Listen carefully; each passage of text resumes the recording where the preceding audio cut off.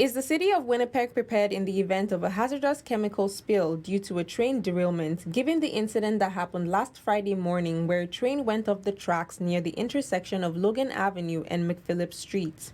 Several rail cars were carrying bitumen and no leaks and spills were reported from this incident. However, if a train derailment were to occur leading to the exposure of hazardous substances into the environment, Winnipeg Fire Paramedic Assistant Chief of Emergency Management and Public Information, Jay Shaw, says that although the course of action is reliant on the situation they're confronted with, the city has trainings and preparations in place to deal with such situations. Well, it depends on the subjective nature of this situation, but the city does prepare and train accordingly and takes an all hazards approach to things like train derailments and hazardous spills and chemical releases.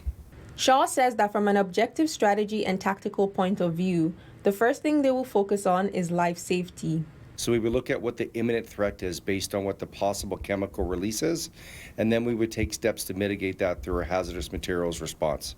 Adding that the next step will be to stabilize the incident and reduce the impact on the environment. So there, we're looking at stopping the progression of any of the hazards that are creating crisis or havoc or chaos.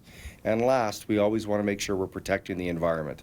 He says that the city will work to provide emergency accommodation in the case of a large-scale evacuation of residents. The city would look, if needed, to opening up reception centers to be able to support those who may be more vulnerable and may not have a place to go. In that case, the city would look at operating our emergency social services team and supporting our Winnipeg residents. In Winnipeg, Temi Olatunde, City News.